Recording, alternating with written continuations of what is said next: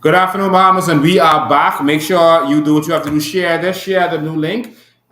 We were knocked off of Facebook on the first go around. They knocked us off. Of course, they don't want you to hear what's going on. Of course, they don't want us to defend and stand up for our country and stand up for our rights. Of course, they don't. Why would they? So, ladies and gentlemen, we're going to have to continue doing what we have to do, and that is fight for our country. And of course, they're going to continue to attack us on the media and now on social media, but no problem. We have the technology to keep going.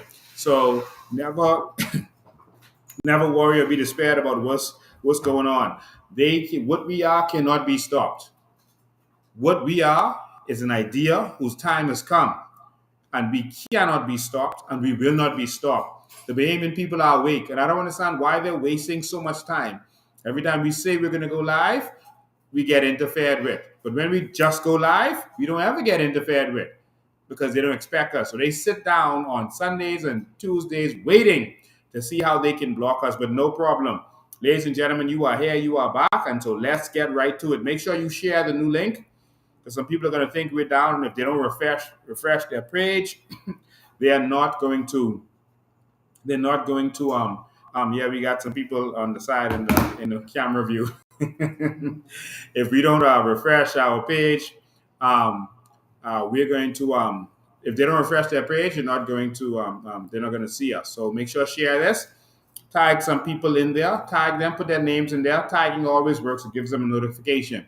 All right. So don't just share it. Also tag it. Put their names on there. Whoever you want to see on here, put their names on there. Tag them. You know how to do all that stuff. In the meantime, I want this to be a I want it to be a call-in show. We got some stuff we got to talk about, some stuff we got to consider, but we want you to call in at some point, ladies and gentlemen. I played a video in our first broadcast. In that video, you could see that Haiti is in trouble. There's another video I wanted to play, but I'm going to play any more video because of time. Where you can see now that the Haitians are using politics. You know, you heard one of them, you could hear one of them in the videos, and go on YouTube and look and see what's happening.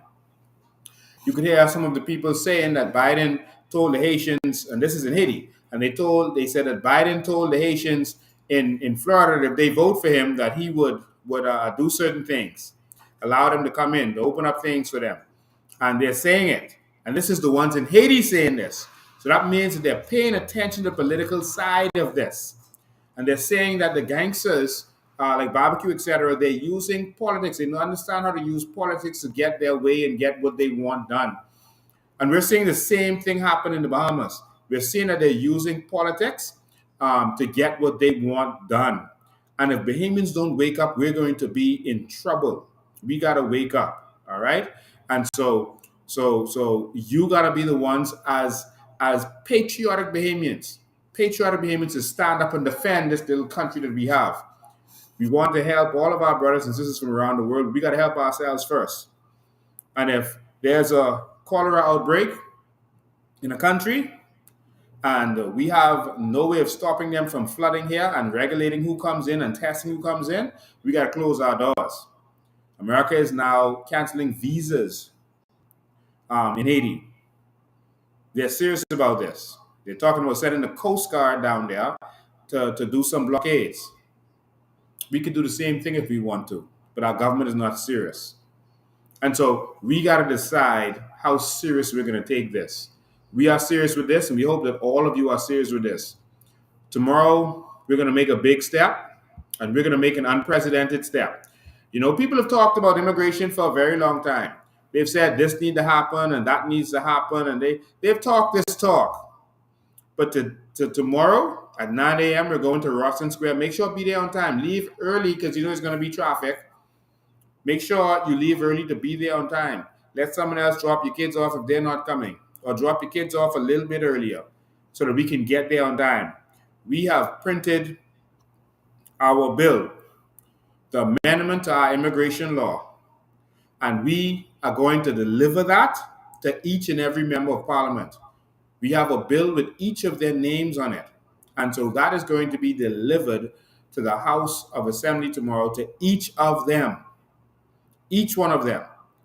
And we're going to leave it, for those that we can't get, we're going to leave it at the House of Assembly in their name, and we're going to deliver it to each of their constituency offices or each of their offices and their ministries. We're going to deliver that bill for them. The purpose of that bill is to protect our immigration laws so that no one can come here illegally and get any kind of status in this country. No one can come here illegally and get status in this country. We're going to end that now. You're not going to get status, and that's going to stop you from coming here illegally and then trying to run for office. If you come here illegally, your children will not get status in this country. They will get status in the country that gives them status, that is in Haiti. And so if you come here illegally, you go home. And as simple as that. We have to protect this nation. Come the right way. And we think that everyone agrees with that. And we don't see why anyone in the opposition or any other party, etc., should have a problem with that. And if they want to protect our nation, they're going to be with us on this. It's simple as that. What we've been experiencing over the last, since this administration has got in, we have been experiencing a flood of immigrants. Andres is under attack. Eleuthera is under attack. Harbor Island is under attack. Exuma is under attack. Abaco is under attack. New Providence is under attack. Crooked Island is under attack. I mean, Bahamians don't want to go to Crooked Island. And these people go into Crooked Island and carry the drugs with them. How do you land with a shipment, a huge shipment of drugs? You see, we're not just worried about the illegal immigration. That's a crime in itself. And that makes all of these people criminals. And that's why we have to change the law so you don't benefit from crime. Because you're not supposed to benefit from crime or the proceeds of crime. So you can't come here illegally and then pay off some politician and get a work permit. No, you go home. Come the right way. And so they're attacking our borders, and our politicians have been bought out. You know, ladies and gentlemen, the PLP was doing call arounds. They hired persons to call different persons and find out their political views. And this is several weeks ago now. They were calling persons and trying to find out where their stance was on different issues and where their stance was on politically, etc. And many of you have received those calls, and one person told me they were on the phone for almost an hour with the person asking them different questions. And at the end of their results, they had a meeting and they were informed on what's going on. And they were told that every single one is talking about the COI. Everyone is saying that the COI is standing up for this country. And all they're hearing is COI, COI. So they decided that they have to do something, that the COI has too much popularity, and that their evil tricks, their lies and their plots and their little scandals they're putting out there is not working, that people don't care about their old politics. And so they said they have to do something. And they said the issue that seems to be most pressing to everyone right now is crime and illegal immigration, and the biggest of them being illegal immigration. They feel they can't do nothing with crimes. They're going to continue to ignore it. And so what they're going to do is they were going to try to pretend to do something about illegal immigration. And that is what they decided to do. And remember, I told you 2 weeks before they started that is what happened in the meeting, and that's what they were going to do. They're going to go to Abaco and pretend to do some raids there. Remember, I told you that 2 weeks before that they were not doing this because they care about immigration. They were doing this because they feel that the COI was getting too much popularity, and that is where the problem came in. All right, you can pass them right to me. Thank you. And that is where, thank you so much. And that is where the problem came in. All right. And so this is where this is why they decided to do that. It was not anything genuine, and that's why they're faking. Thousands of illegal immigrants have landed in this country, and you locked up 13 of them. You had a whole raid, 200 acres of immigrants, and 13 are illegal immigrants.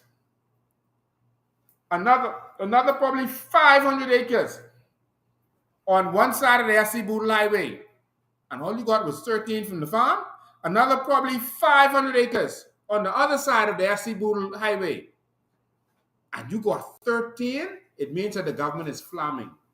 They're not serious about this. They wanted to do something to say they did something. All right? Someone said, fresh, fresh documents just printed. You know, we always got fresh documents. Had this year waiting. Remember, you'd asked us, well, you didn't ask us. Remember, we were talking about this company that keeps popping up every time you talk about the FNM and PLP companies, Focal and Arak Homes and all of them. And we keep seeing Royal Bank Trust in there, investment trust in there. Royal Bank of Canada Trust Company. We kept seeing that. And we're trying to figure out what is this company about and who is in this company. You know, who are the persons that are directors, etc., in this company? And we were very curious to know who it was. And so we did some digging, and so we're gonna drip feed it to you. But all we want to tell you is the FNM and PLP are the same. And they're hiding companies within companies within companies. So don't mind Focal telling you, oh, we don't sell oil to BEC, to BPL. Okay. But the company within the company within the company, who sells to them? Give us the Freedom of Information Act so we can see. Yeah. Don't tell us nothing. Give us the Freedom of Information Act. Well, now we dug a little deeper and we could see some things. And we got some documents. I'll get to that later. All right? That one gonna shock you. Who is deep in our things?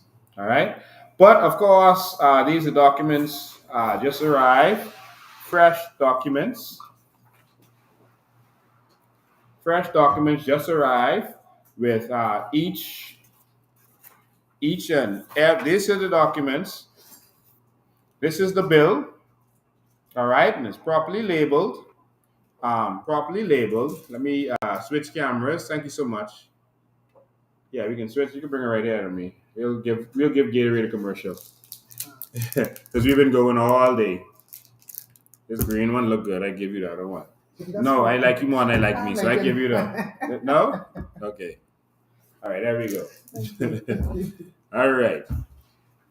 We've been going all day and fighting battles all day. So we have envelopes for each one of the members of parliament. Let's do a little close up on this.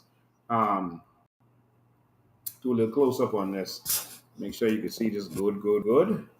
And so this one you can see is for Philip Edward Davis, the Prime Minister of the company, Member of Parliament for Cat Island. So Philip Edward Davis, Prime Minister, Member of Parliament for Cat Island. This is his document. This is, let me break the seal. This is the one for the PM. And inside this, we're going to deliver this to them tomorrow. Inside this is the bill. Oh, that's why I can't see good. Let me try that there. Inside this, sorry, y'all couldn't see that good. Inside this is the People's Bill to Save This Country. All right? The Bahamas Nationality Amendment Bill 2022. So this one is for Philip Edward Davis from the people of the Bahamas. And so, you know, they kept us ignorant for so long. They're not used to Bahamians being able to get to that level where we can draft the bills and we can bring the bill to them. We don't have to wait for them to pass a bill. See there? So they have no excuse. We're not asking them for anything to table a bill, to do a bill. We have drafted the bill. Okay? We have drafted the bill. I know you can't see it too clear, but come out tomorrow, you can see it tomorrow. And so we have drafted the amendment to the Bahamas Nationality Act to protect our country. Philip Brave Davis, this is yawns. So we can serve this on you tomorrow. And so we have one for every single member of parliament. All. We're not playing with them. All. And so we got Michael Darville here. We got Chester Cooper. And so we're going to have persons out there to deliver these to each one of them. All right. We got Jobet Colby. We got your papers, Jobet. We got your papers. So we're ready for you. So make sure you don't duck the House of Assembly tomorrow, Jobet. Make sure you're there. All right. So we got Mr. Mario Keith Boleg, all your government names. Keith Ricardo Bell. We got Glennis Hannah Martin, all of y'all. We got Michael Barnaby. We got Wade Alexander Watson. Jamal D'Angelo Strawn, all of y'all. Nicely, neatly put together for y'all. Bacchus Roll. We do a roll call, y'all. Leonardo D. Lightburn. Kirk Daniel Cornish. Patricia Ann DeVoe, all your government names. Lisa Tommy Ramin. Pia Takita Glover Roll, all your government names. You're getting served tomorrow. Drumo Chaka, Chaka. Drumo Chaka Campbell. Obadiah Hercules Wilstrom. Clay Glenford Sweeting. Wayne Roosevelt Monroe. Ginger Maria Moxie.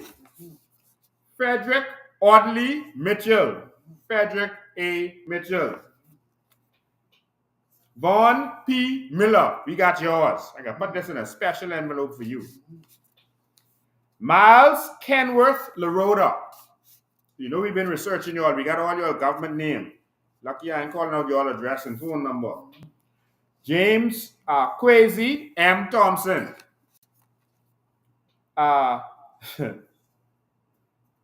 Sylvanus Clifford Edward Perry. Who's this with this funny name? Who is Sylvanus? Sylvanus Clifford Edward Perry, the Member of Parliament for North Eleuthera. Mr. Perry, you suspect. You can need to inspect your papers. Sylvanus Clifford Edward Petty. You see, y'all gonna vote for these people. Y'all don't even know some of these people y'all vote for. You don't even know who that is. I could put some of these MPs pictures up and y'all wouldn't even know that that's an MP. They was just riding the wave and getting drowned. Sylvanus Clifford Edward Petty. North Eleuthera. That's what y'all do. Don't let it happen again. Let me show you all how he spells his name. He is Sylvanus. We can put it up there for y'all so y'all can see it good. That's it. Sylvanus.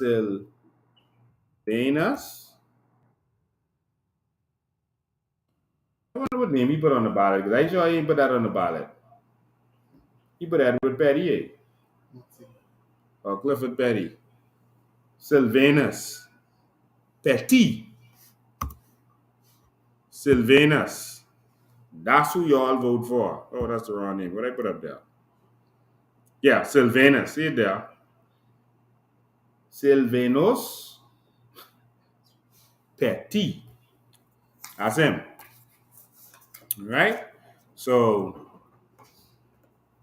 North Eleuthera. That's what y'all do. Leslie M. Miller Bryce. Adrian Paul Gibson. Well, you about to quit or resign or get fired. John H.W. Pinder II. That's how that would go. Leon E. Lundy. That's Mangrove Key. Leon E. Lundy. Y'all even know some of these names. Y'all even know some of these names. And they in the house. Adrian White. Michael Pintard. I'll put this on the side for you. Pintard, I put that on the side for you. Dr. Hubert Alexander Minnis. I don't even want to have nothing to do with you because if I see you face to face, it might be a problem. I can give this to Maria to give to you. Hubert Minnis, I giving this to Maria to give to you. I don't want to see you. Leroy N. Major. Alfred Michael Sayers. Zane Enrico Lightburn. Basil Walton McIntosh. Shannon Don E. Cartwright. He said the crooked people in the F&M made him do what he did. They made him do the badness. All right? And Iram Dewitt Lewis. I give you that one, Abe. Yeah. I give you that one. And this one don't have the label on it. Who this for? All right, we got to make sure this one get labeled. All right, but all right, and then we got everybody. So here we go. So we already delivered this electronically to Michael Pintard. He wasn't taking my calls for some reason. I don't know why. He wasn't taking my calls. But some of our supporters in Freeport called him and row him out. And he said, listen, I ain't let nobody strong arm me. And he started having back and forth with them. They tell him he better do what's right for the Bahamian people. Our Freeport people wasn't playing with him. They told him he better do what's right for the Bahamian people. And he said, oh, y'all threatening me. And they said, you will find out. And after coming up with a conversation with him, I can tell you all the conversation. After coming up the conversation with him, be very careful over there. In fact, don't even mess around over there. All right, don't play around over there. All right, after after that conversation, he called me, and I answered the phone. I said, "Hey, bro," and he said, "You must have the wrong person because you calling me brother." And he said, "Because everyone telling me you mashing me up. You out there mashing me up." I said, "Listen, man, we got a job to do for Bahamian people. I don't have time for all this small talk. All right, we got a job to do, and we got to do what's in the best interest of the Bahamian people, and that's it. So I don't have time for all that stuff. So I wouldn't say all we talk about, but I gave him the document, so he has it. So he has no excuse, and that's that. All right." Someone say, I ain't hear no Knowles, Beans, Rolls, Smith, Deans. That's what y'all keep doing. We keep putting these people with different agendas in charge of our country, people who are sympathetic to everybody else. You don't mind if you have one or two, but come on, we need a takeover of this Bahamas. We need to repossess the land.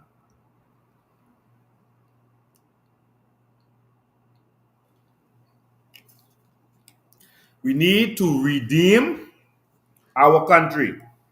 Redeem means to reown.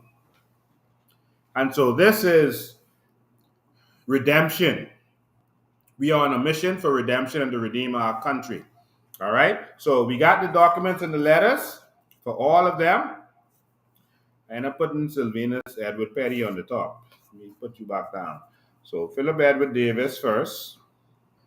And then I give Michael Pintard. And then Chester Cooper. With Chester Cooper, they invading Exuma. And that's my hometown. We mess with Exuma. All right? So, ladies and gentlemen, we in serious trouble. Now, before I continue, I just wanted to touch on a couple of things before we go on. Just some things we wanted to touch on before we continue. There are a few people who've lost some loved ones in recent days, and one of them is that we've lost is Mr. Robert McCartney, and he is the father of one of our staunch supporters and one of our strong leaders down there in we got to get that camera back up. We got to get the other camera back up so we could get both of us on. In fact, let's not do that. Producer, let's just turn the camera a little bit so we could get Tanya on. Tanya Ferguson Strawn is here with me, and she's in studio with me so that we could talk about some stuff. And she is from Grand Bahama. Just turn it a little bit instead of bringing up the other camera. Yeah, let's get her on there.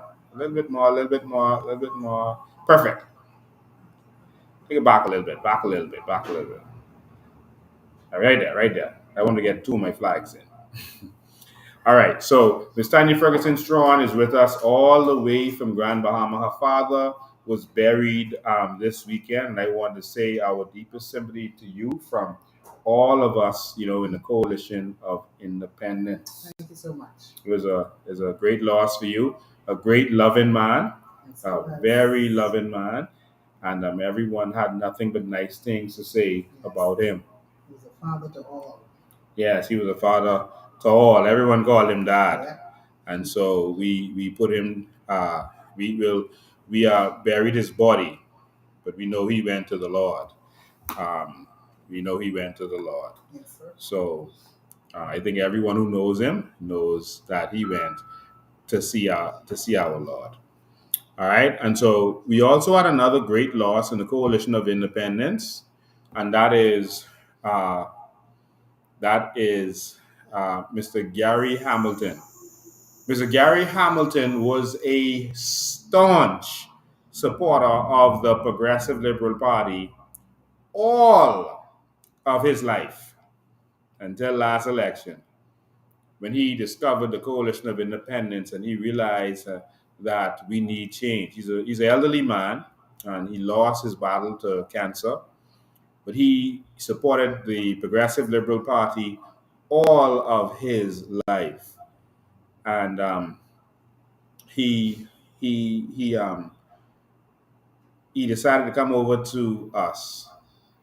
And this man has been a pillar of strength to us. He has motivated me, kept me going.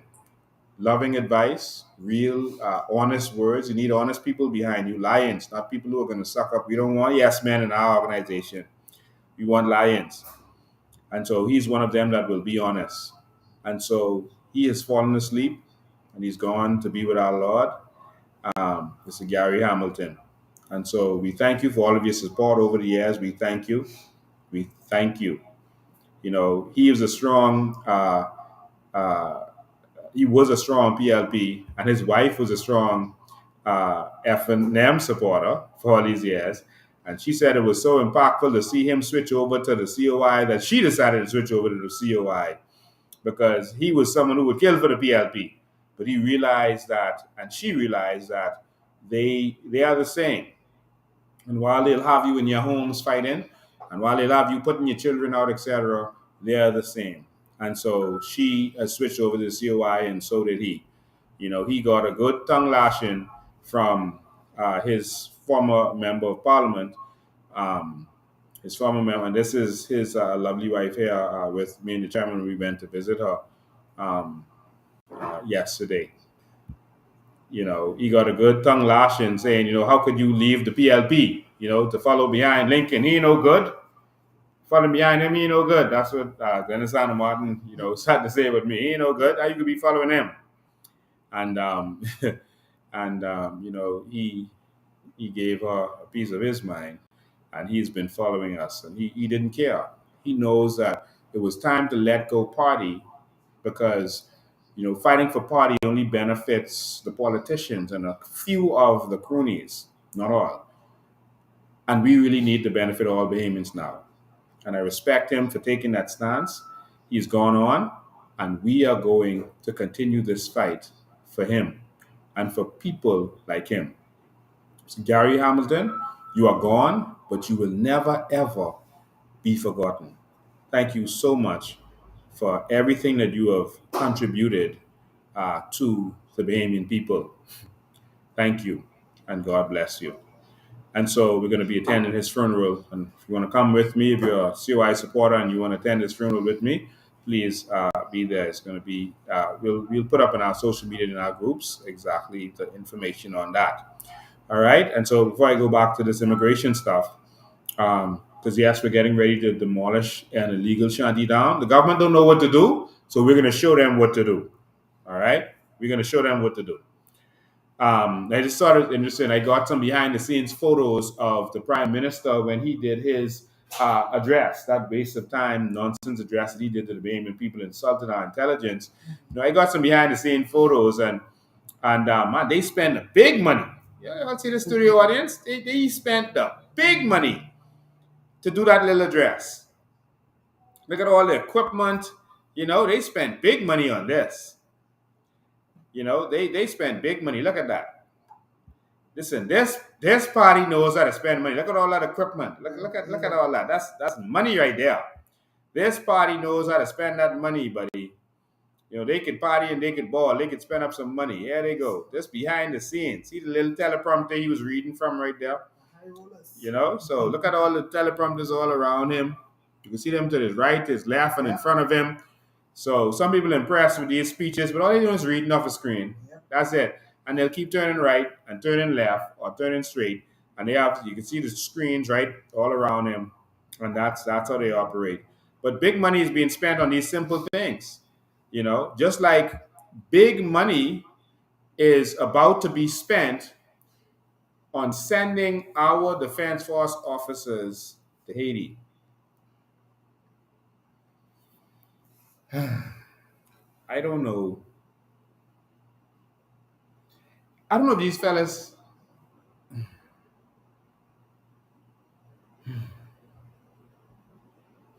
We're going to spend money to send our Defense Force officers to Haiti. We can't get our crime under control. And the Minister of National Security said today, Tanya, that our officers are going to train their police. Our officers ever been in any mountains and dealt with any mountain terrain? Our officers ever dealt with fighting gangs in Shantytown? Gangs with heavy machinery, machine guns, etc., and grenades? Our officers have any training in that? Urban warfare? That's urban warfare.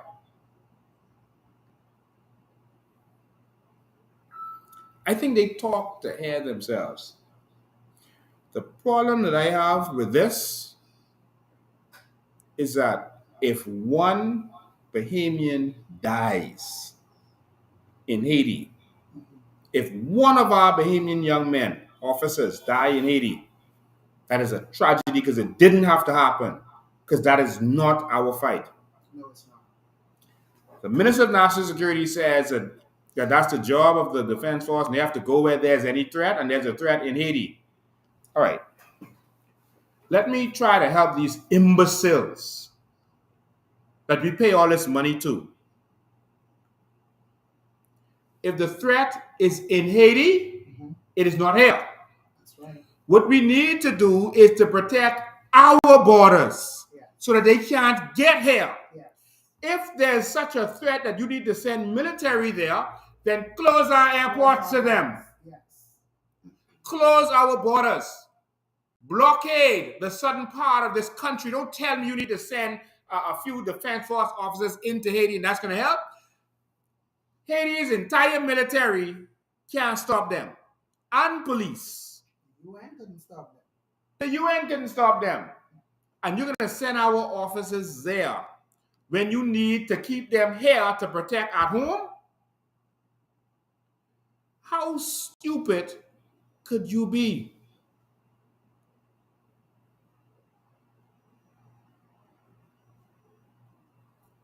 If there's a threat to come here, we are going to need all hands on deck here. You can't handle the influx. You just heard Clint Watson say on behalf of y'all, the Prime Minister and the rest of you, that they can't, man, the Crown land is too much. So the Haitians taking it over and they building nothing they can do. You can't handle them here, Lincoln. So if you can't handle it here, Why are you gonna spread your forces? This is the art of war. You concentrate your forces. You don't split them up. This is how England defeated Germany on D-Day. They spread their efforts. They spread it so Germany didn't know what was going on. They spread their efforts where the English were,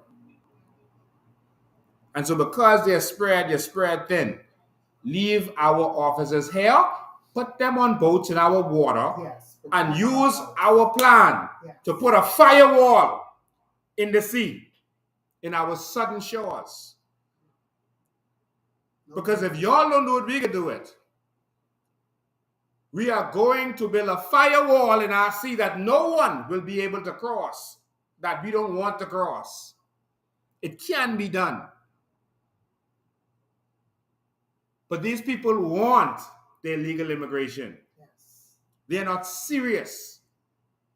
Send those ships to the southern part of this country. Concentrate your forces. Stop them from getting in. That's the purpose of a firewall. Yep. Stop the enemy from getting in. How do you feel about sending our officers? Megan, I think the Bahamas government has proven how much we lack vision as a government to take our forces, our men, like you said, that should be guarding our borders and literally fighting against what issues we have here in the Bahamas. Look at Abaco. They can't deal with Abaco. How they could go to Haiti and deal with the issues in Haiti. Those people are the type of criminals those people are, criminality those people operate from, Lincoln. Our police officers ain't used to that. No. They don't know how to deal with that. Some of our police officers are afraid to go to Shanty down here because they scared someone could put voodoo on Some them. of them scared to go in the ghetto. Well, our government is being advised, of course, by their consultant, who they are paying big money to, $60,000 or so, and that is Luby Georges. And here's Luby Georges at the PLP headquarters in a PLP meeting. See him right there in the front. All right, that's him. And that's who's telling Wayne Monroe them what to do. They are paying a traitor of this nation. See him right there. A traitor of this nation. They're paying him big money after he betrayed this country, committed treason in this country. They are paying him Lincoln, big money. it reminds me of a cartoon. When the enemy coming in on the cartoon characters, right? You'll see one come running out of the bush and point in the next direction to avoid, to avoid the confrontation, because that's what's really happening. Leave the borders open, avoid the confrontation here, leave the borders open and go there, go distract them down in Haiti while the access is open, everything just wild. It reminds me of the cartoon characters. Wow. The UN forces were in Haiti for years and years and years. They were not able to stop anything.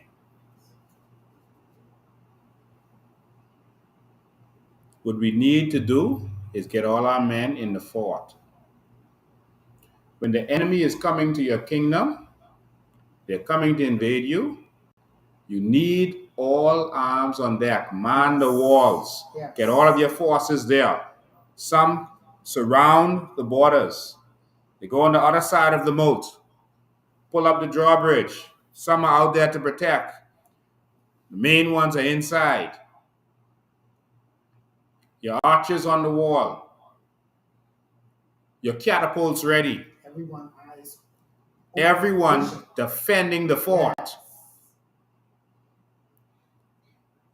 But these out-of-date, no-vision fools are talking about sending our men to Haiti. They just complained that we are losing defense force officers every year, about 50 a year. We don't have enough of them. If one of our Bahamians die, I have a serious problem with that. Because it's such an unnecessary fight. We could fight home and be able to man our borders better. You send them there to kill them. If one died. You are sending our soldiers to go and deal with this area that is infested with cholera, Yes. still infested with COVID, staying get under control, but infested with cholera to go fight. There's no water. Some of you don't know Haiti, won't know that in a lot of areas in Haiti, even in the city, they deliver water in trucks. They fill up a tank in your yard, and that's how you get water. They don't have pipes running into every house like here. Some houses have it. But the first house I lived in a mountain in the wealthy area in Haiti, the truck had to come and deliver water whenever it ran low. Fill up a big tank, and when that go, the truck have to come and deliver more water. You can't even think like that. The reason cholera is spreading so bad is because the water trucks can't run. So a lot of people are without water. They can't bathe, they can't wash, they can't do anything. You're sending our troops there. And when they come back, they're going to come back with something. So sad. That's just what they think about behemoths, you know. Our government think nothing about us as behemoths. Only thing we are is slaves. Listen, Philip Brave Davis, if you want to impress me with this, with sending a person to Haiti, let me tell you who to send. Send Wayne Monroe. Mm-hmm. Put a uniform on him. Send him. Mm-hmm. Send Fred Mitchell. Yes. Send Attorney General. Yes. And you go. Yeah, all of y'all. And don't leave Keith Bell. And what's your old boy name? Sylvanus Clifford Edward Petty. Send Sylvanus. Because if he can pronounce his name, he can speak the language. Okay. Be right at home like that. No Send Sylvanus, put a uniform on him with a coat of arms, and you send him. All right? And Brave, you go with them because you say that's your people. Mm-hmm. And while you're on it, Send Luby too. you'll send Luby and let him stay. All right? Send Luby, put him on that boat or on that plane, and you send him. Since he love Haiti so much, you tell Luby go fight for them. Send Luby. Deputize Luby. Make him an honorary defense force officer. Since you could make him consultant and all these other things, JP, whatever you will make him an honorary defense force officer. I will endorse that. And you put him on the plane and you send Luby. Give him a BB gun and you send him. All right? You send him. Since he love Haiti so much. And one more you gotta send with him. Who else you gotta send? Send Fred Mitchell for sure. No, we didn't call his name. Who else? Who else we gotta send? The other consultant. Okay. Rodney Manka. Rodney Manka. Yeah. I will forget it. You send Rodney so he could go there and say "Tout mon Haïtien." When he say that, he's saying my Haitian people. Yeah, game of whistle when they start showing them how much. No, we sending all of them with whistle because that's brave weapon. All of them going with whistle. All right? Let me come on down. Or someone say you can't forget Fred Smith QC. Oh, yeah. Fred could barely walk. Keep the man off there. Let's send him there so they go finish him off. Mm-hmm. Ladies and gentlemen, sometimes we have to laugh or we'll cry because this is how serious this is. These people are treasonous and they've betrayed our country. Yes. They betrayed our country. And we got to fight for this. We got one last stand to fight for this, and then it's done. If we don't stand up for our country, we're in serious problems. You can't right the wrong after this one. And so I just wanted to update you that within next month, we are going to be demolishing a shanty town. We're just waiting for the lady to be able to come back. She had a family emergency, and we are going to demolish. We're going to call you to come out with us. Mm-hmm. We're going to call some of our strong men to come out with us and our women, and we're going to go there and we're going to demolish that shanty town on that lady's property. They talk to our Bahamian elderly lady like a dog. I remember a time when we respected women, that you couldn't talk about someone's mother. That's death. That's a serious problem. I don't care if you was in primary school, if you was in preschool, you can't talk about no one mother. You learn to respect our women. And now we have these vile persons coming here and they broke down that woman's house. Wow. Her house. How you can break down a Bahamian house? The government's scared to touch their house, but they ain't scared to touch our house. They broke down the woman's house and then built about 50 houses on her property. So the Bahamas for the Haitians then? That's what it looked like. For the Bahamas. That's what it looks like. For the Haitians.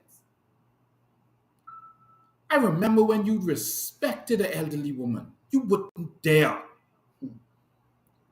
The government wouldn't help her. They gave her one letter in Creole until you go carry that yourself. They gave her a letter in Creole to go tell them get off the property. No police assistance. No official assistance. Police said they ain't getting back there to get no voodoo put on them. My God. I tell you they're scared of going to ghetto. We tell them to go to Haiti. I know they shake it. Well, I can go, because I ain't scared of voodoo. I can go. But during a breakdown, no Bahamian house in this country and think that going like that. No. It's sad, nigga. Moving forward in the next Bahamas, we need a strong government with strong leadership. Because from you hear that this woman was disrespected from these people, they tell her they will. I can't say the words they said. They run the woman off her own property. It's her and females in her family. And they know she ain't got no backup. And while they're standing together, this female is on her own. She said she built the PLP. Mm-hmm. No assistance from the and our own PLP wouldn't help her. Our own Brave Davis. My God. She said she went to all the prime ministers, F&M and PLP. Brave and say he's Asian, though, Lincoln. So you gotta look out for your people now. You can't look out for no Bahamian. He ain't no Bahamian. He's Asian. So we're gonna fix that. We're gonna fix that. All right. So we are going to be demolishing that shanty down. Awesome. And so who have a problem with that, then that's on you. But you ain't gonna break down no Bahamian house in this country moving forward. Bahamians will be respected, and Bahamians will bow to no one. No one. You will respect Bahamians. And we're going to be able to walk with our chest up and with our chin up. And we're going to be able to look anyone in their eyes, because we are going to benefit from our natural resources, and we are going to beg no one. That's right. In this country or in any country. But we will avenge that Bahamian woman. And I'm told that there's another Bahamian woman. Y'all could get her information to me. That the Haitians told her she got too much property. Oh, wow. And they started bullying her. I got video right here. Too much property? She got too much property. That's too much for her. And they said she got her. And they started taking her property. This is the country we live in. Boy, Bahamians, really, we got to wake up in this country, you know. We play it for them. See you there. Good morning, all. I am sending a video of a Bahamian lady that has been on this land, this crown land here, with this granite. I don't know. I know her being around here from at least about 20 years, 30 years or so, since I was a little boy. This is the lady. There's a Haitian village on the south side of her, and they told her that she have too much land. And the Haitian men is a rasa on a regular basis, you know, I guess, throwing the little jazz and cursing at her or whatever. So this is a property right here. There's a good spread. Looks like about, I'd say maybe about 3 acres. There's some fruit trees, stuff. You think that makes sense? Does that make sense? Do you have the right to even? I don't even. She's been complaining as well. They need to put a task force, like they say, just to deal with this situation. And I get traffic crazy. I can't believe this going out west. Someone on here just now, I think that was Denzel Roach. Good night, Denzel Roach. Thank you for your support. Denzel Roach said that he wished that was his land. Say, boy, I wish that was my land. Denzel Roach, let me inform you, that is your land. That is our crown land. That was issued to that woman. Mm-hmm. That's our land. Yeah. That they are kicking Bahamians off. Even your prime minister kicked all of the people out of the domes and then said, we're calling for a halt. We're calling for a halt to the demolitions in Abaco after they finished breaking down the Bahamian homes. They don't want to touch the homes of the Haitians. Philip Brave Davis said, once the Haitian build a house, we can't do nothing with them. Lincoln, you know what? I think it's time Bahamians know that when one Bahamian hurt, all supposed to hurt. When Yeah, injustice happened to one, all of us supposed to get up and stand with that one. yeah, yeah, yeah. It hurts me to see how politics will allow persons to let their fellow Bahamians be abused, and we can't allow this to happen. So the question is, are you going to stand with us or are you going to stand with this government that is anti-Bahamian? That is the question. That's the simple question. Are you standing with us or are you going to stand with this government that is anti-Bahamian? That's it. And that's all.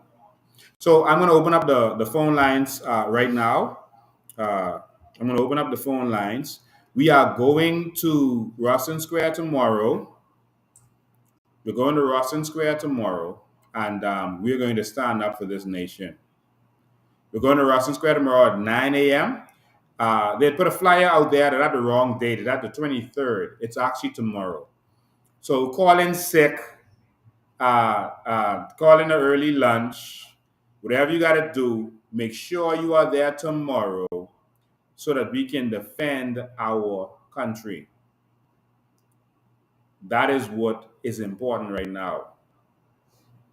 We have to defend our country. Yes, I agree. This is all we got. Yes. This is all we got. This is it. This is it. And this has been brewing and developing from the days of Loftus Roca. Yes. This has been brewing from them to now.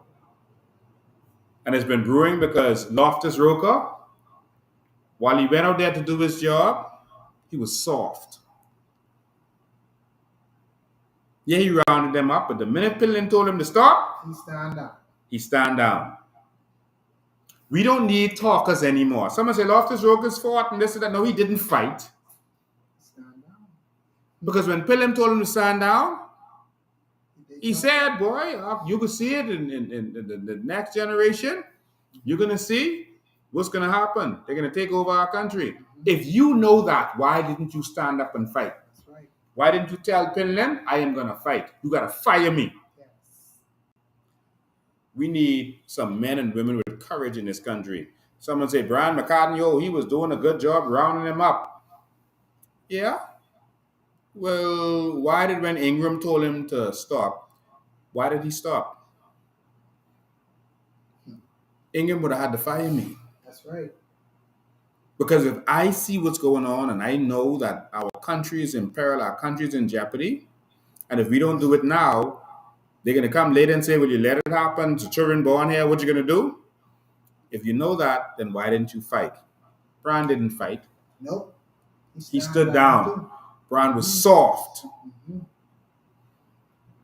We need some real men. How do you feel about that? Lincoln, I'm with you with that. That's why I stand with you. Real man. Real talk. I ain't got time to hang up with nobody was scared to fight. Yeah. Yeah. So I see one troll looks like a troll who loves another country. Yeah, we see this. Um, uh, Producers block him, please. Yeah, let's make sure he's blocked. Get rid of him. Yeah, okay, good. He's blocked. We don't have time for treasonous persons in this country. We have a nation to save. Haitians won't let you come to Haiti and do anything negative there.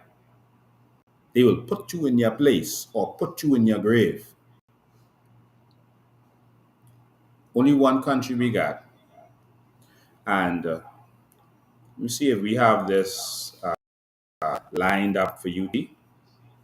I want you to see the stance of these immigrants because I was watching the news and I heard some things come out of these Haitians' mouth that made me ready to go on Bay Street and drag everyone out the House of Assembly. When I heard the words coming out of their mouth, like they are entitled to this country, that's what made me angry. They are now acting like this theirs Yep. and that they have a right to be here and that they have a right to take this And and that that you they have a right to stand up for it. yeah. Let me tell you something. If anyone has a problem with me standing up for this country and standing up for what is ours, listen, I am not looking for friends on this. Tell me that. I'm not looking for friends on this. I'm looking to save this country. Someone say, "Oh, the Haitians aren't going to vote for you." Don't vote for me then, because if I got to choose with you voting for me or my country going to the dogs, Yeah. listen, my friend. I am going to defend my country. No, that's right. Politics is the last thing on my mind when it comes to my country. The last. And so if you think that to win an election, I'm going to sacrifice my nation and sell out like Brave Davis and go into Shanty Town and tell them how I love them and I am them and they are me. Okay. Listen, I'm a Bahamian. And I love my Bahamian people. Yep. And I am them and they are me. And it's more with us than against us. I ain't nobody else but a Bahamian.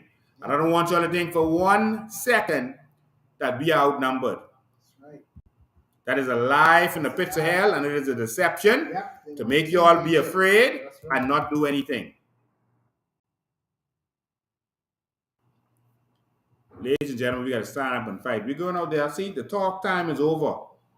We can see who's going to call in sick and do what they have to do, but come out there. If you call in sick and you don't want us put on camera, just tell us. Say, listen, don't put me in the camera. I called in sick. Simple as that. But we need Brave Davis them to know that we're serious with this. Yes. That's the only way we can save this country. The same play. It's in the game. We gotta save this. So I'm about to play for you. There was an interview where Eyewitness News went in there. They sent a reporter who speaks Creole. Jose Etienne went in there and he was speaking to the Asian people and getting their take on it. First and foremost, I don't care what your take on it is. If you come here illegally, the only thing I want you to take is yourself back to where you come from. Yep. All right? So watch this, and I'm going to do the play-by-play. I'm going to talk while this is playing. But I want you to watch this and listen to these words. And if you don't take this serious, then let them take your country then. That was a serious interview. These people stop that from starting. You give them the chance to do all kind of foolishness, then okay, they take over and over and over. And when you come in to try stop that, this is too late. Meanwhile, this resident says the uptick in individuals living in the farm is partly due to Haitian nationals fleeing their country as it continues to experience political and social upheaval stemming from a more than a decade-long economic crisis. Haiti There are wars happening all day in Haiti. There's no leader in the country. There are some areas where you can't pass through. When you realize that you can't live in your own country, you'll seek to live elsewhere for the time being. Residents also adding that the lack of employment on the island and in some cases their inability to access jobs have played a part in them not being able to seek housing elsewhere. We can't rent apartments. Things are hard for us. We're just living here in our small homes with our children. If we were working, then it would have been a different outcome. But we're not working. As I spoke with residents here in the shantytown who are mostly Haitian nationals, they shared with me a long list of reasons as to why they're still living here. Many of them telling me that after being displaced by Hurricane Dorian 3 years ago, this was the only affordable place for them to rebuild in hopes of moving on. Majority of the homes in Marsh Harbor are demolished. There are not much apartments available anymore. Everyone's living in these small homes, and my economic standing doesn't allow me to live somewhere else that's better. Another challenge that residents in the farm continue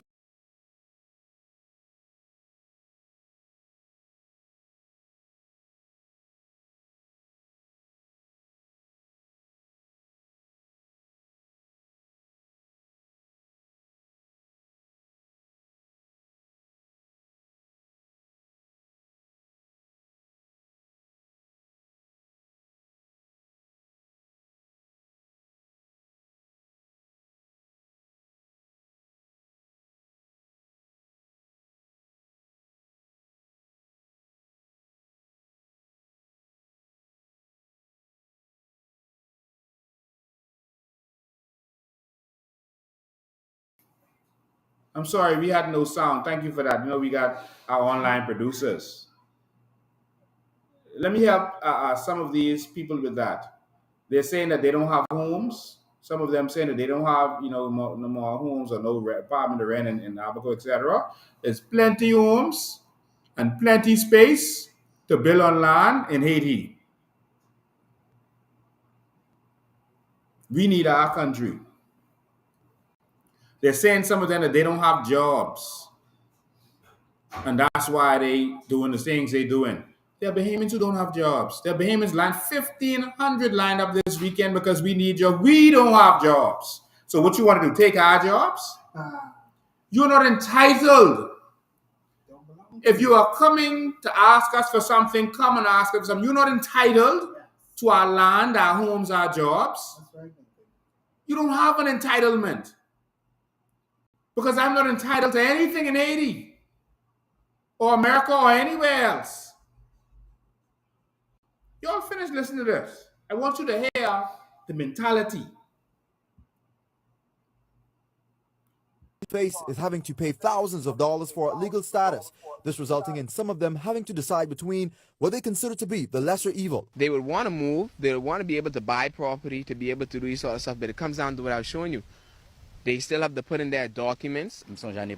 I remember last year I paid $6,000+ on my papers, $4,000 for my work permit and $2,000 for my insurance. Sometimes we won't always have a job. We work every other day or every other week, so that results in persons not being able to pay for their work permits the way they should, and that's one of the reasons why we end up living here. And while Shantytown residents admit Now wait. Tanya from Freeport. Wait. What's up, man? He paid $6,000. That's last year. He paid $4,000 for his permit, $2,000 for insurance. How much Bahamians you know could find $6,000 to pay for anything? You see what I'm saying? For anything right now. Then again, the Bahamian people was on the line for backpacks for their children. How bad things is for them. But the Haitians could find this kind of money when Bahamians on every line trying to get the little package, what they call them, parcel packages, because that's how rough it is for Bahamians. Let me tell you something, because I don't know where they're going with that. But let me get something clear. If he take $10,000, because I know $6,000, if he had that cash right off the bat to do that, he had plenty of money. That means he probably could come up with $10,000, $15,000, just like that. Yes, sir. if he goes to Haiti with $10,000-$15,000, Rich man. he can retire. Yes, sir. He rich. He's a rich And there's man. no reason to be here. He could live good. He's a Take rich man. your $10,000-$15,000. You complaining with paying $4,000 for a work permit. And go home. You gotta pay for no permit No, home. that's right. Go home. You can go home and retire. You're not entitled to anything. Let me finish listening to these people. Admit that they are not in compliance with the law. They maintain that they don't have any other options. The government saying it's illegal. It is illegal billing without the government permission or whatever. It's not. But at the end of the day, if you don't get nowhere to go and the government don't provide nowhere for you to rent or buy or whatever, so we got to do what we got to do to survive. Meanwhile,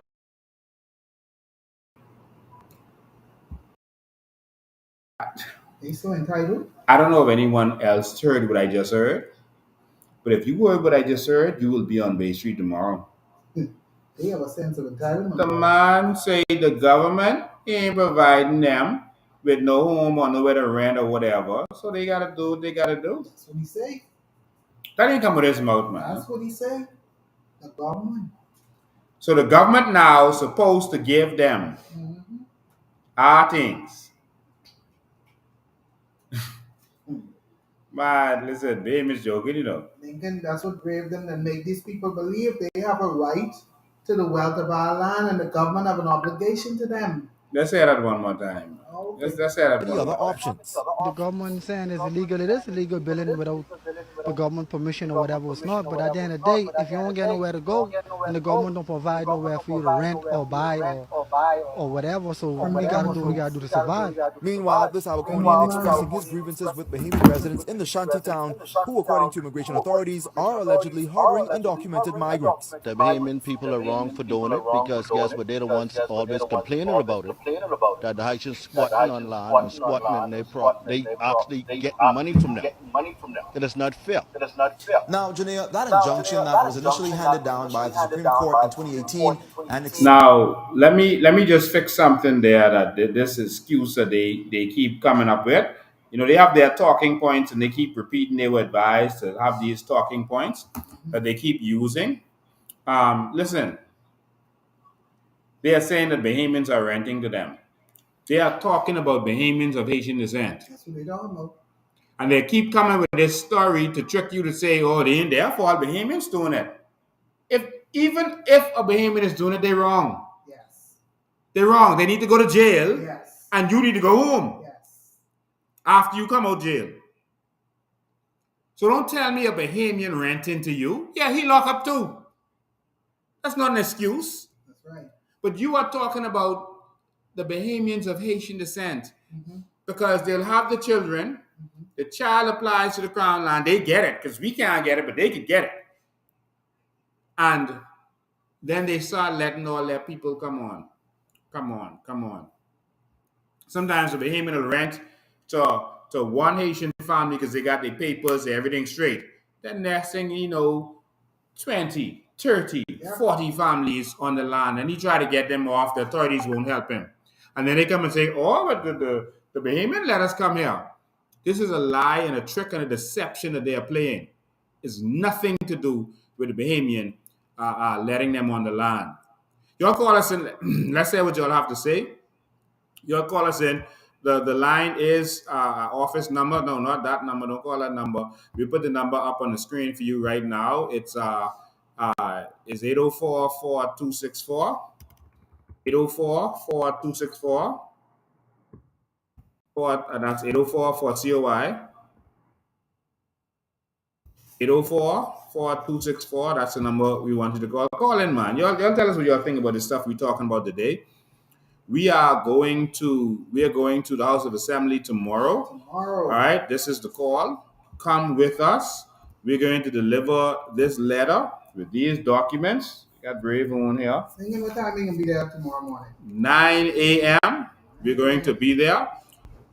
Colin, how y'all feel about the Haitian man who says that every that the Haitians should have a right for the government to provide them house or apartment? Entitlement. How y'all feel about that? Y'all see the mentality? But we're going to deliver these letters tomorrow. All right? The Brave Davis. Brave, we got your letter right here. We ain't playing with you. Yeah.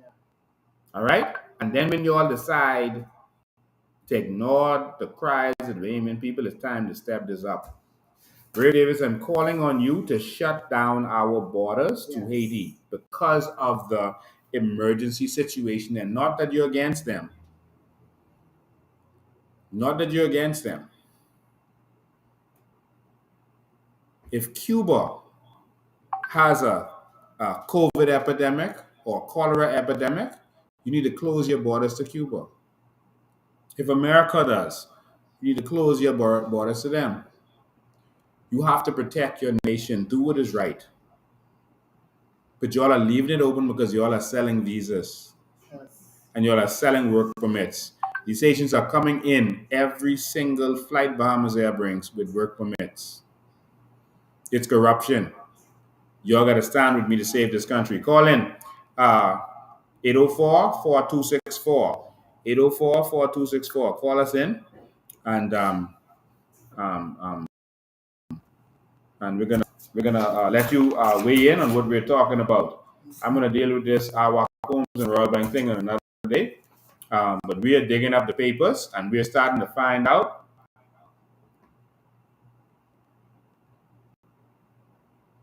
Oh man, I'm so tempted to let you see this.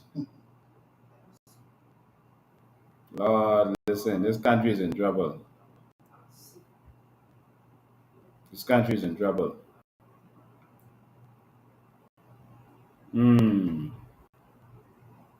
this country in trouble, you know. Yes, sir.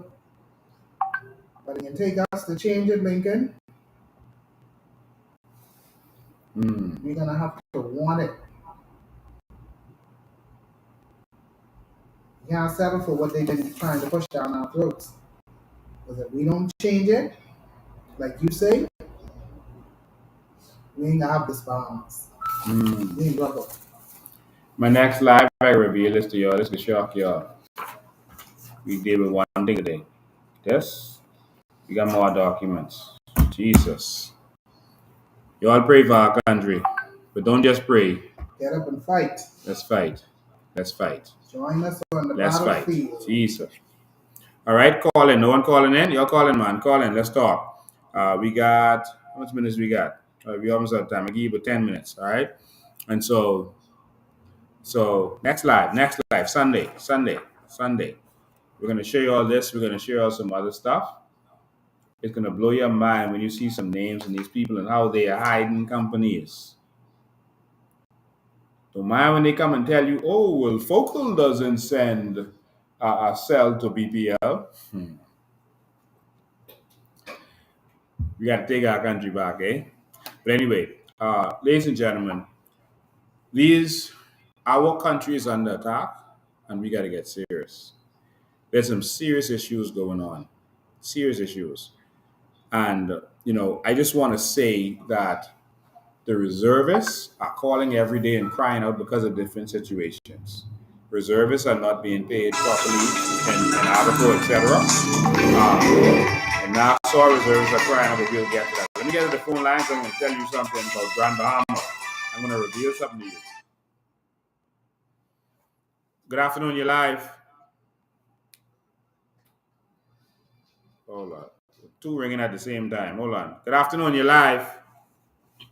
Hi, Link. You can hear me? Yes, I can. Hi, how you doing? This is a good show you have on tonight, man. Thank you. I want to just thank you. I want to thank you for standing up for the Beaming people. But what I want to know is, what is the consequences of your actions tomorrow if you go into demolish those houses? Will there be repercussions from the government, or are you afraid that there will be retaliation? And if there is retaliation or repercussions, then what? Where do you stand with that? No, we're not demolishing tomorrow. We're demolishing next month. We're just giving the lady who's owner that property time to come back, and so she's here so we can deal with certain things. That's her property. So if she wants to demolish a building on her property, she can demolish a building on her property. Our Combs demolished a whole church and demolished several properties in Pinewood Gardens. I was the person who stopped him so that it could be done right.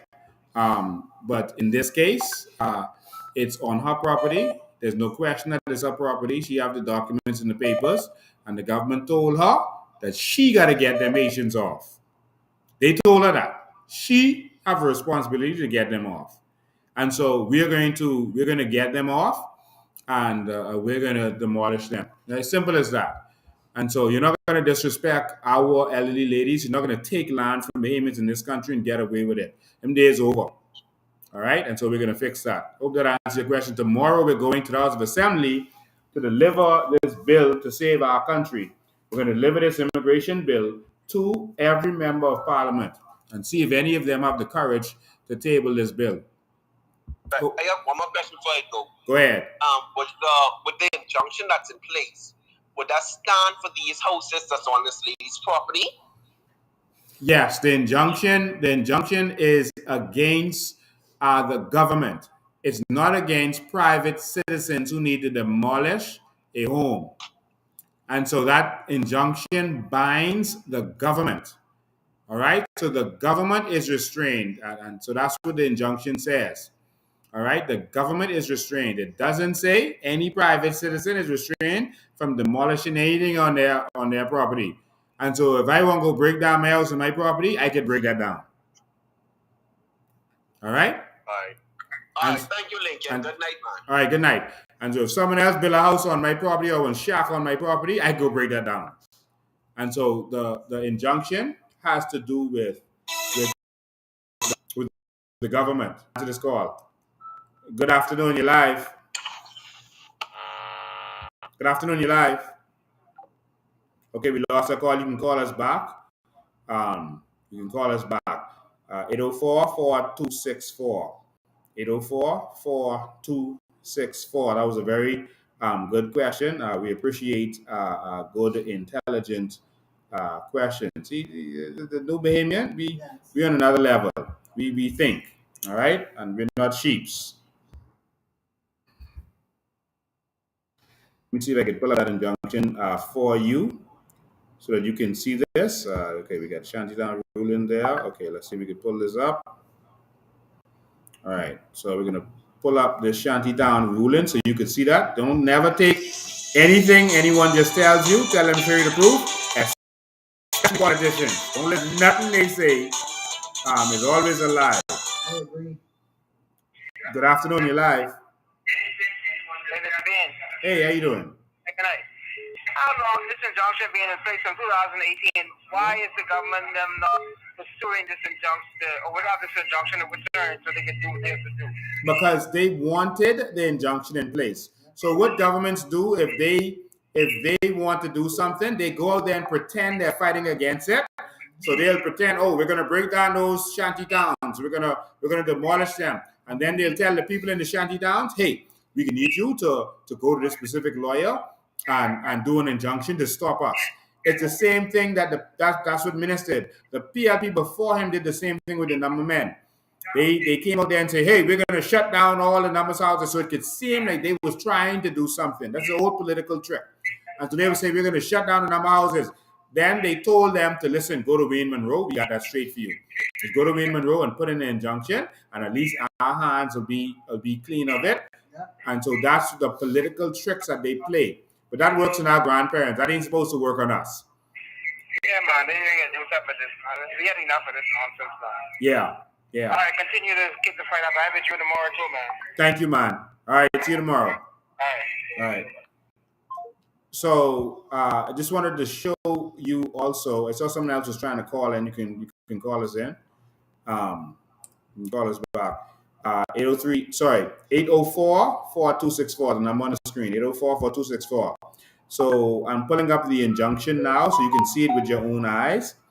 So again, never listen to anything politicians tell you. This is a new generation. The new Bahamian, tell them, show you proof.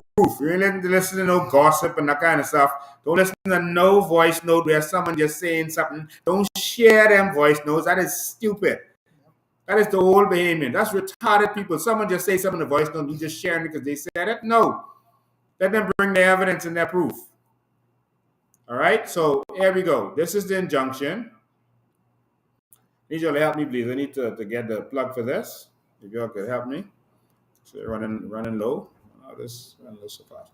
All right. So what you're looking at is the injunction, the ruling. This is section 14 of the ruling. All right, and it says, you just give it to me. It says,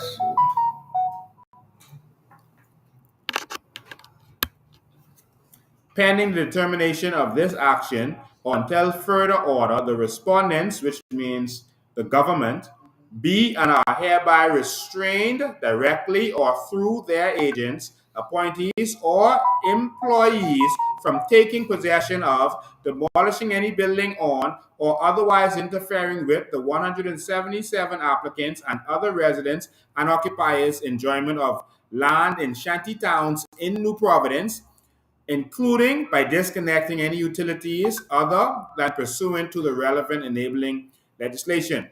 So the only persons bound is the respondents in this case, all right, which is the government. All right, so let me show you the respondents are. Dr. Hubert Alexander Menes, first respondent. Dion Alexander Folks, second respondent. All right. Desmond Bannister, and of course, it's in their it's in their public capacity. So the Prime Minister, the Minister of Labor, the Minister of Works, the third respondent, Attorney General, the fourth respondent, Bahamas Power and Light.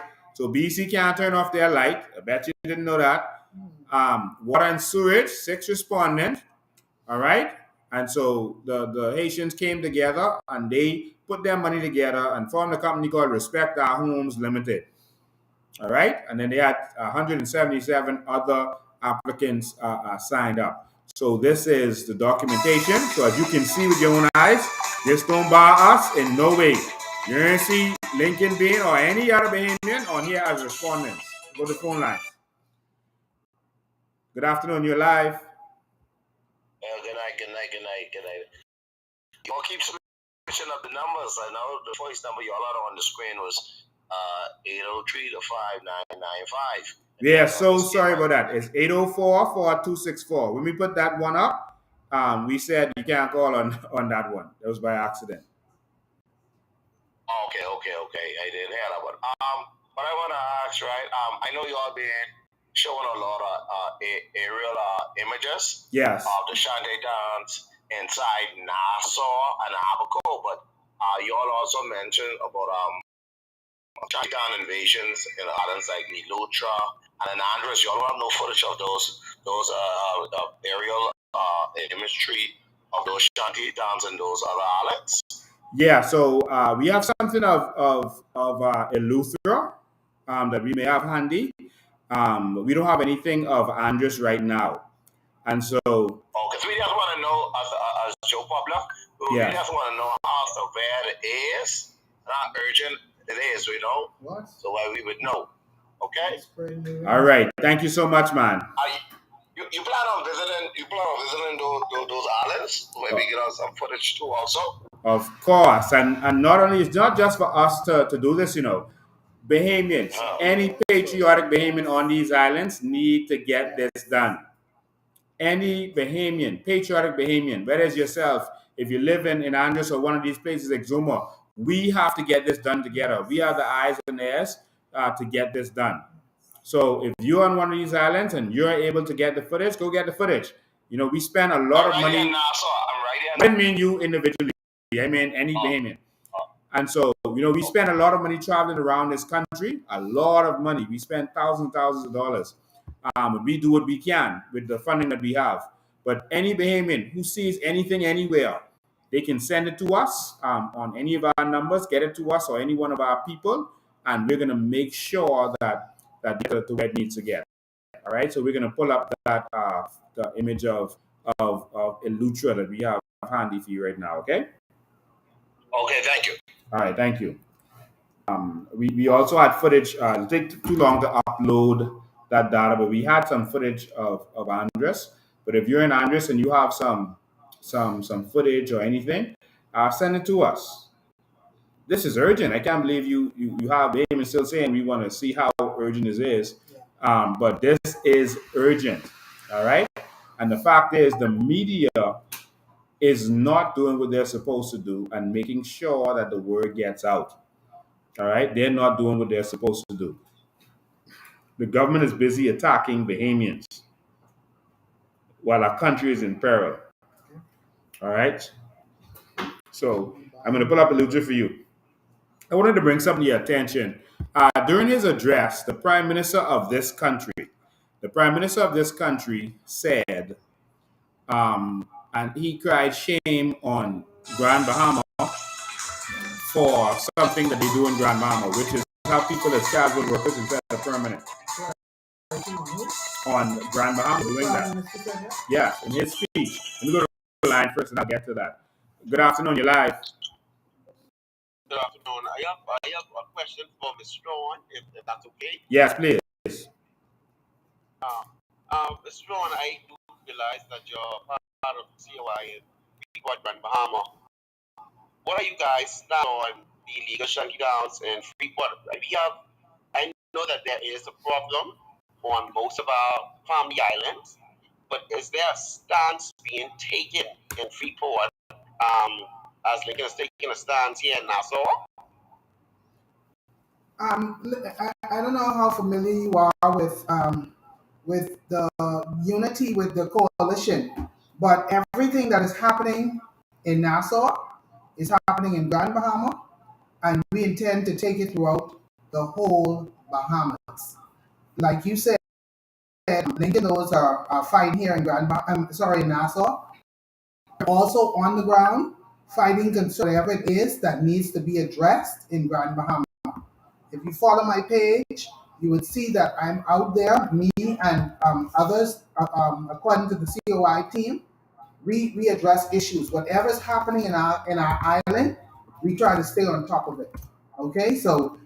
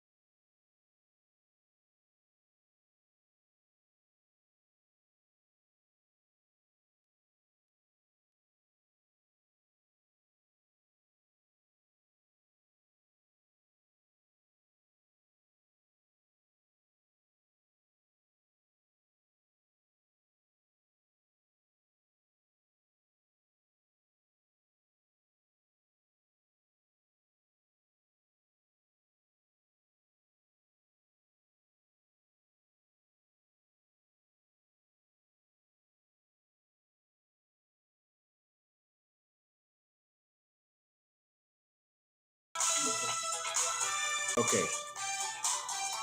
Okay, we should have sound again. Okay, we're back up. We go to the phone line first. Good afternoon, you're live. Hi, good night. Just wanted to share with you that those of us that are watching by Facebook, the sound we couldn't hear for a while. Yes, we're so sorry. We had a technical difficulty just now. We had a computer crash just now. Okay. Thank you. We appreciate that. Thank you so And much. so one of the questions I was asked while you couldn't hear, one of the questions I was asked was, what about people who are saying that election is over and that this is not the time for campaigning? And I'm saying to them that they're right. Election is over, and this is not the time for campaigning. We are not interested in campaigning. We see people. Some people don't understand that we're not just a political party; we're an activist movement. We are not campaigning. We are fighting for our country, and they're not used They're not used to an opposition party continuing to go after the election. And they don't continue after the election because they were only about election. They were only about trying to win an election. We're not about trying to win an election. We are about fighting for our country. That's what this movement is genuinely about. And anyone who's a part of this movement, they have to know that that's what we're about. Check it, what's up. That's what we're about. All right? We are about fighting for this country. Nothing more, nothing less. And that's why I can say to people when they say, oh, this one ain't gonna vote for you, that one ain't gonna vote for you. Listen to me. Vote for me, don't vote for me, vote for us, don't vote for us. We about saving this country. That's what this is about. And who don't understand that, then so be it. Yeah. But they're used to, once election is over, whoever's the opposition will break off running and go and hide in for a little while. No. We saving this country. Good afternoon, you're live. Yes, good afternoon, Mr. President. Yes, how you doing? Yes, I'm pretty good. I'll be proud when the PRP and after them is out of office. That makes me much better in the country. But I have a question other than on immigration. Yes. Does the Bahamas have a sovereign wealth fund? Do we have an account? No, we do not have a sovereign wealth fund in the Bahamas. The Sovereign Wealth Fund Act was passed, and there's a diabolical section of that act that, just give it to me. There's a diabolical section of that act that there's a diabolical section of that act that says that Bahamians should not benefit from our sovereign wealth fund. They literally put that in writing. They put that in writing, and that's section 20 of that act. All right? And so we don't have a sovereign wealth fund.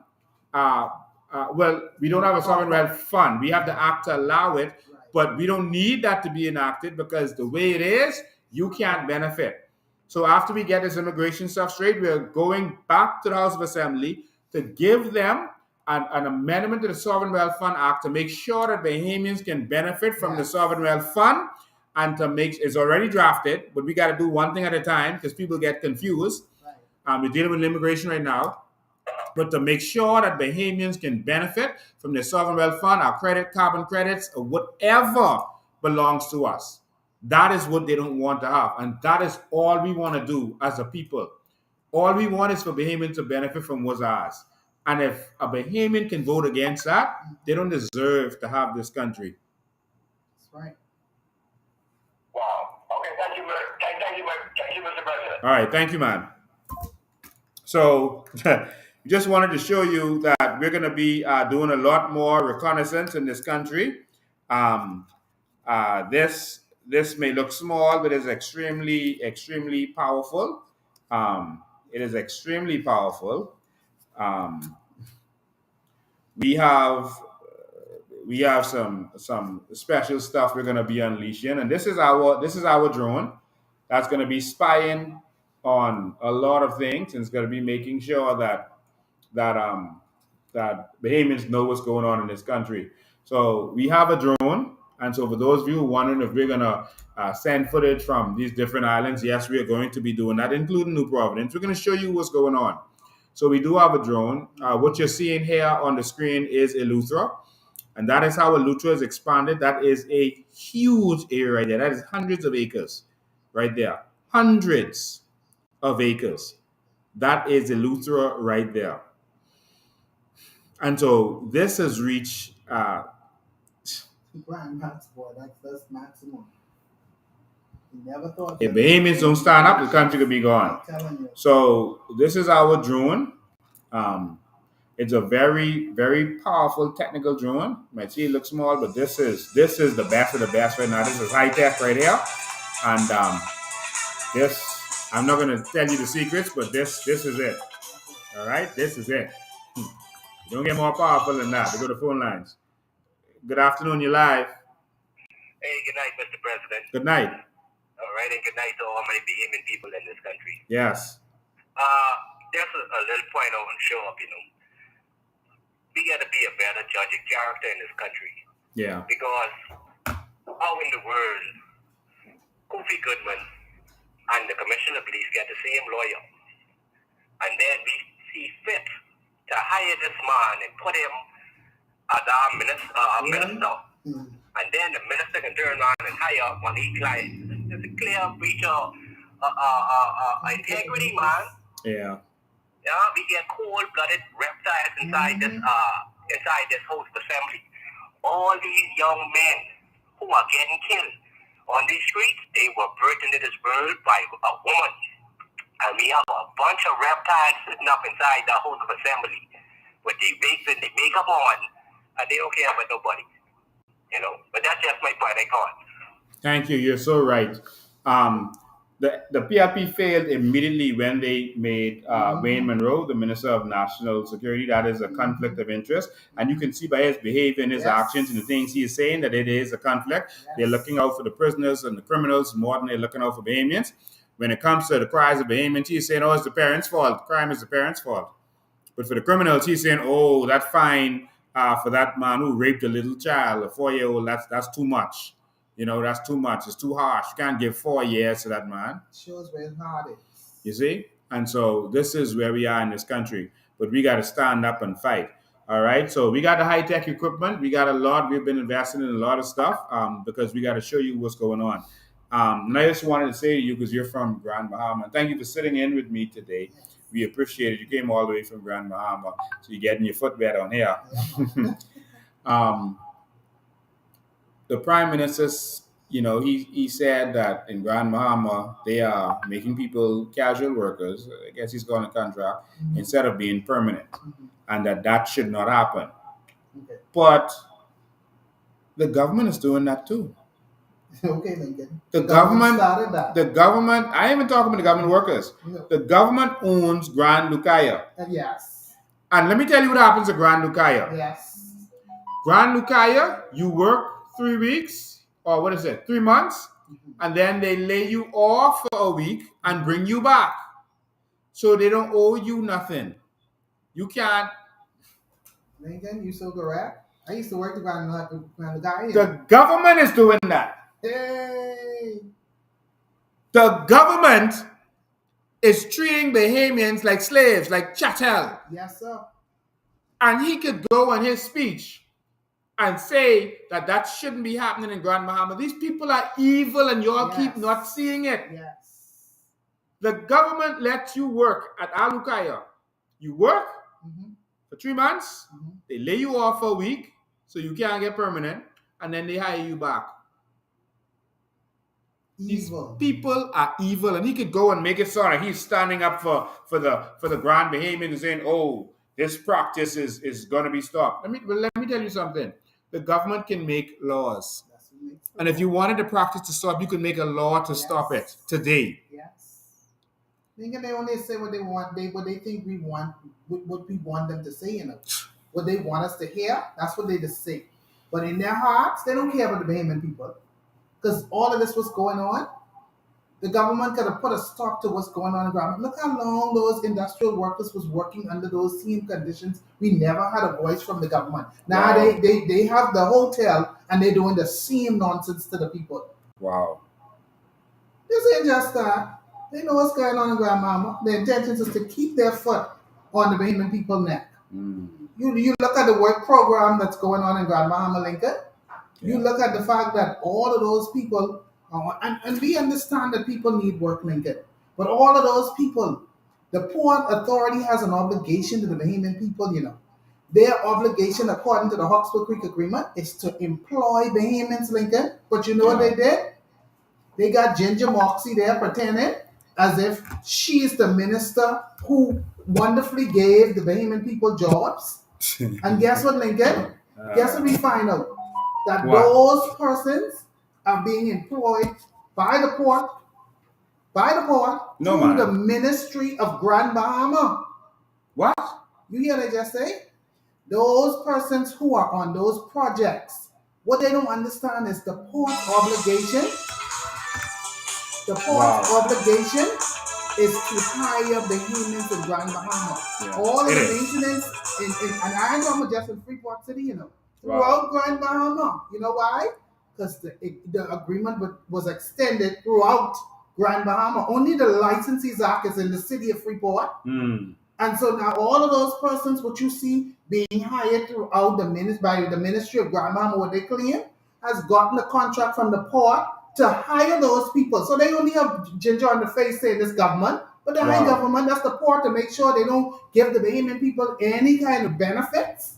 So they keep them as slaves for the 210. Wow. And through the ministry they doing this. This is what we do to our own people. Let's go to the phone lines. Wow. Good afternoon, you live. Good night, Lincoln. Good night. Good night. I just want to let the people, the Bahamian people, know. I was watching the live that you had. I think it was the day with the flea market. Yeah. And I saw, listening to one of the Haitian men that was talking to you, the one that was in the green shirt. He sounded very aggressive, and he kept saying, "What about the children? The children?" And we see why these people come to our country, and they have all of these children. Yes. They have all of these children, and these children are taking away the inheritance from our kids. And so I just want to call in tonight to encourage Bahamians to stand up and to support, because it's not about us, it's about our children. And you can't just sit there or just be like you don't know your head from your foot, knowing that it's not about you, it's not about your future, it's about children. And these people coming in and they flooding our country with children. The schools everywhere. Bahamians, stand up, please. Tomorrow in Lincoln, I am not able to come to be there because I'm over many gallons of water, but I'm calling to encourage Bahamians. We need to open our mouths. We need to open every gate that we have, gateway that we have, and understand that we can't be soft. We have to fight for our country. Oh my God. But I just want to encourage people to go out tomorrow to be there to support. And this fight is not this fight is not for us, it's for our children. And we're losing that. Yeah.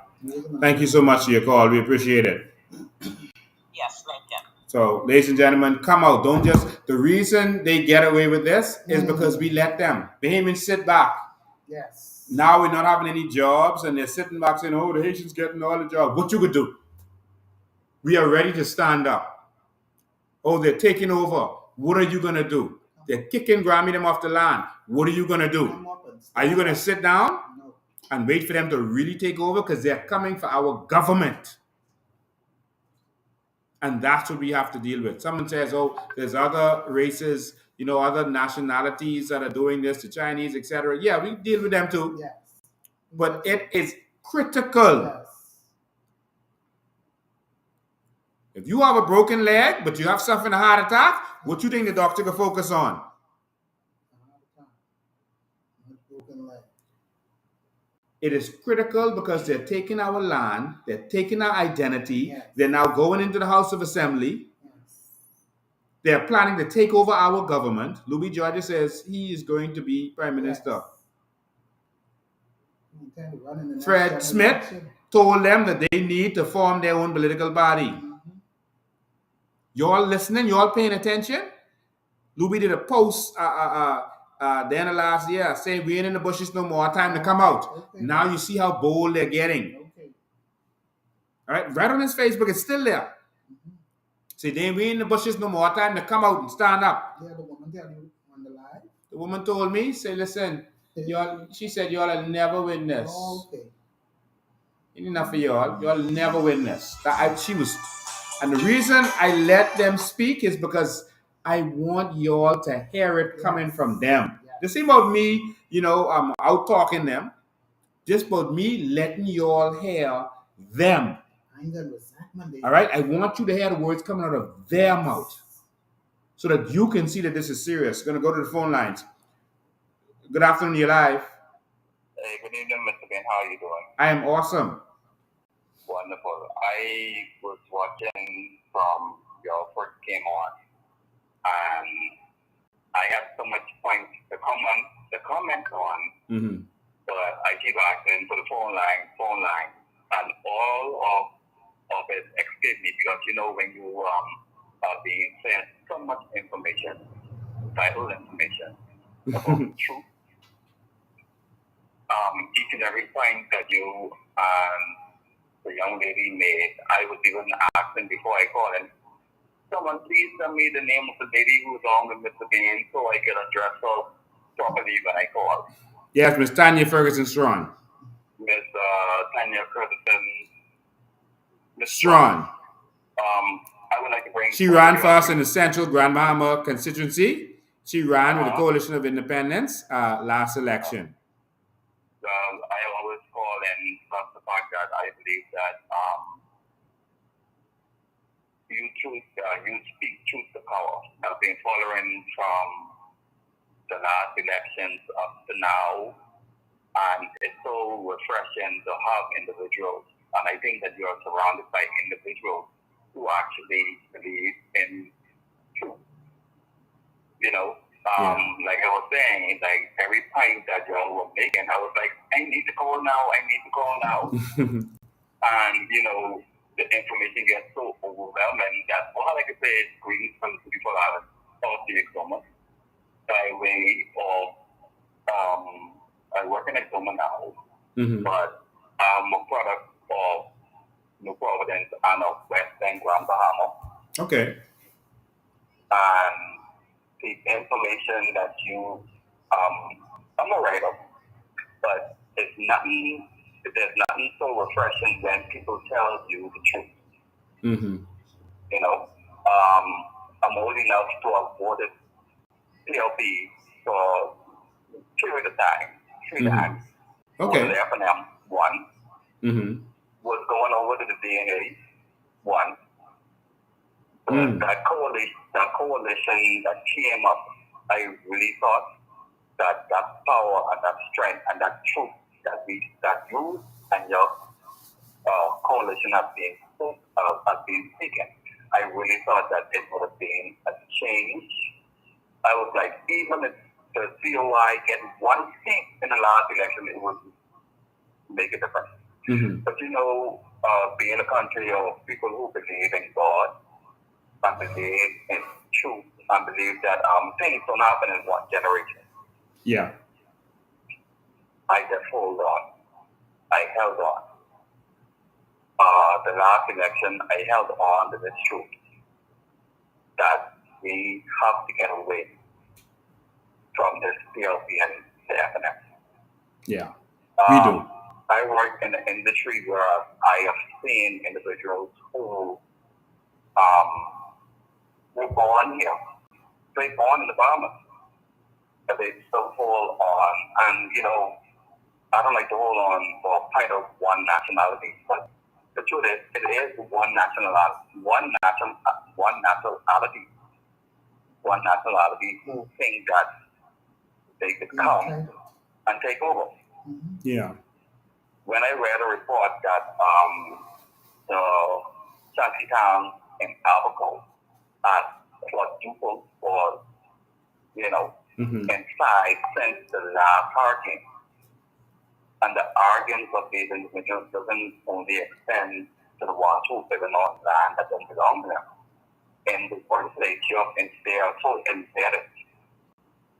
And I keep reminding people that you all have to listen or read the Constitution of Haiti, which states that whenever a Haitian national is born, they are still considered Haitian. Mm-hmm. So what does that mean? That means that in the United States, even though they might be born in the United States, they are considered Haitian. In the Bahamas, they are considered Haitian. We have a situation where on jobs, the so-called half Haitian, half Bahamian, you could see and know that they think that we're less than nothing. They think that we are idiots. Why? Because we allow them to come over to be in our country no more. You'll forfeit this country, and then you'll allow us to come and do what we have done. So consecutive government, CFP and FNF, they cater to this vote from these individuals because of the fact that I believe that they legalize them, even though they're illegal. They don't go by the constitution of the Bahamas. So why do you think Louis George feels so comfortable doing what he's doing? Yeah. Now we gotta let you go there because it's late, and we gotta wrap up. Okay. Right. But next time, call in earlier, and we can talk to you some more. Okay. All I wanted to tell you all is keep up the good work, keep up the good fight. And I'm behind you all 100%. And I wish that the rest of the Bahamian populace would wake up and realize Yes. it has to be now or never. All right. Thank you, man. Good night. All right. Thank you. We appreciate your call. So, ladies and gentlemen, we need the government to stop giving out citizenships, giving out visas, giving out work permits. ASAP. If the government was serious about arresting illegals, they would be going on those job sites, construction sites, etc., on the family islands, on those keys, etc. They would be by the ferry boat and check these people's documents. Yes. What the government did was they took a year and was giving out as much work permits as they can. The office for giving out documentation, citizenship, etc., was a small office. They moved into a space as big as a warehouse now, a huge warehouse.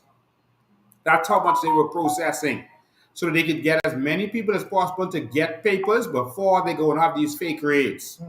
So that they'll now say, oh, well, the people have papers, what you want us to do? They have sold us out. Yes, sir. Because we let it happen. Yep. All those government ministers are going to have their land. They have their house. They can be living good. Their children are going to be in private schools. They're going to get to go away to go to college and stay if they want to. Your children got to put up with this, and your children are not ready for the violence that is coming. Listen to me now or feel it later. Amen. Stand up with us tomorrow. We're going to fearlessly stand up for our country, and we are going to deliver the paperwork to let them see that we are serious. It's printed and ready, and we're going to see who is for us and who is against us. And if they don't take it in their hand, we'll drop it at their feet. We're going to serve this on each one of them. This is to save our country. Yes, sir. All right? So we want to thank all of you for tuning in. Ms. Tanya Ferguson Strong, I want to thank you for sitting with me tonight. Yes, it was a pleasure. For keeping my company. The pleasure was mine, definitely. To have Grand Bahama in the house. Yep. Tanya is our vice president of our women's alliance in Grand Bahama. So she's the vice president of our women's alliance in Grand Bahama. We have a vice president of a women's alliance in United States. So we have a United States branch. That is Jillian Bartlett, right? So Jillian Bartlett is our vice president for our women's alliance. Is that international or United States? That's the United States branch. And we have the Grand Bahama branch of the Women's Alliance, and then we have the New Providence branch of the Bahamas branch of Women's Alliance. So the men's alliance is coming up very shortly, and so we're going to structure our men's alliance. All of our branches coming together, and so make sure you pay attention. You can see what to join. Our men's alliance is coming very soon. As you can see on the screen, our women's alliance, they are on the move. They are actually having a cookout. Our women's alliance, we're trying to raise money because we're going into our headquarters, y'all. We're going into our headquarters. You heard me. We're going into our official headquarters because we want people to see that we are serious and we are real and we're here to stay. And so we're having a cookout to raise funds. Y'all, please help us out. Show up we're going to be in our headquarters every day. They're normally there from about 11 to 4. I need y'all to be there more so people can come in to get their tickets. And it's going to be on the cookout is going to be on Thanksgiving Day. So we're going to have tables and tents, etc., out in our Pinewood office. And you can come, you can eat there, or you can take your stuff and go. And so we call it Gather for the Feast. So that's our COI Women's Alliance. And they're going to have peas and rice, honey glazed ham, roasted, turkey or fish, stuffing, candied yams, and baked macaroni. Let me tell you something. If you experience the cookout that we had on the farm, I think that was last week, you have never tasted cookout food that good. I am not gaslighting you. You have never. I'm sure that everyone who tasted that food that we had the cookout on the farm last week, that you are going to be buying tickets for this. The chefs that we had that cooked that food, it was amazing. I've never tasted cookout food that good. That was like restaurant food at a cookout. That was amazing. That crab and rice, I mean, listen to me. I ate that food cold and that tastes good. That was amazing. I had 3 plates. That was amazing. And so this food is going to be extremely good. So I don't even think that should be $15. I don't know where you'll get off. You're also trying to raise money. But anyway, it's only $15, y'all. And so you can't beat that. You gotta eat lunch on that day. Support your organization. Support us. You gotta eat that day. And so it's gonna be in Freeport also. They're organizing for Freeport also. And so I guess they'll give us some more information. Where it's gonna be and all that kind of stuff. And so the women's branch in Freeport is organizing that also. You have any more information now? Yeah, we're actually going to be at the taxi hall union, the union hall, sorry. We're going to, our plates are going to be a little bit cheaper because, we know that Grand Bahama is struggling. So we're going to do the plates a little bit cheaper. We don't want Lincoln know that. But yeah, we're doing the plates a little bit cheaper in Grand Bahama. So I can send for my Grand Bahama plate too. How much? $10. Only $10 for Thanksgiving dinner? Lincoln, only $10. Y'all ain't safe. We looking at our people in Grand Bahama, things rough, they say. What? Yeah, Lincoln. So we making sure we feed the Bahamian people in Grand Bahama and Nassau. So the Women's Alliance is doing it big. Come to the taxi hall, Union Hall on the 24th of November. Our tickets will be on sale as of this week. So we're inviting y'all, everybody who's out there, get in contact with me. My phone number is 432-9375 if you need tickets. That's 432-9375 in Grand Bahama. The Women's Alliance of the COI is putting on our, what is it? The Feast of, how it go, Lincoln? Gather for the feast. For the feast, sorry. So just come on down. We got some cooks. They out of there. They say them girls from East End and West End, they can cook. So y'all come get y'all food because we can do it out of there. Someone says manage to cook out in Freeport. That's on the 24th of November. So it's the same thing as the Thanksgiving feast. So we're putting it on the same day as Nassau. We're putting it on in Grand Bahama. The same day. All right. Okay? And in Grand Bahama is $10. In Nassau is just $15. Yeah. If you're going to spend $25, and I guarantee you the food here is going to be much better. Oh my God. And we can do that because a lot of stuff will be donated. If you want to donate to it, then you can also come to the office and let us know if you want to donate anything, drinks or whatever. It's a fundraiser. So if you want to donate turkey, macaroni, whatever you want to donate, you can also do that. So please come to our office or call the office numbers as there, 804-4264, or text it and let them know, WhatsApp it. You can let them know, do you want to donate to this? So because it's going to be donations, that's why we can do it that cheap. And so we just want to raise money to do what we have to do, okay? So everyone stay focused, and we're going to make this happen.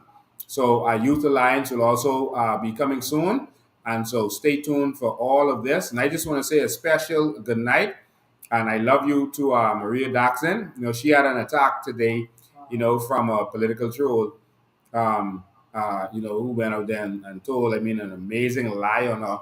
And what amazes me is that the people who respond, wow, and they start, sharing stuff and spreading it just because someone says something. Yeah. Listen, the new Bahamian, you got to show us evidence. When you talk, bring your proof. Stop listening to politicians and listening to political troll. If you know someone is a political operative, they get paid to lie. Yes. That's what they get paid to do. Stop falling for this stuff. And people was on there starting to attack Maria and this and that, and we had to show the proof. Yes. We came with proof, evidence, all right, to show that they were lying, and the person took down all of their videos. Wow. All right? These are political trolls on the attack. We don't have time for that. Let's stay focused. Maria is focused, and we're all focused, and we're gonna stay focused. All right. And so, ladies and gentlemen, thank all of you all for being here. Thank all of you all for tuning in. So we want to say a special good evening to everyone.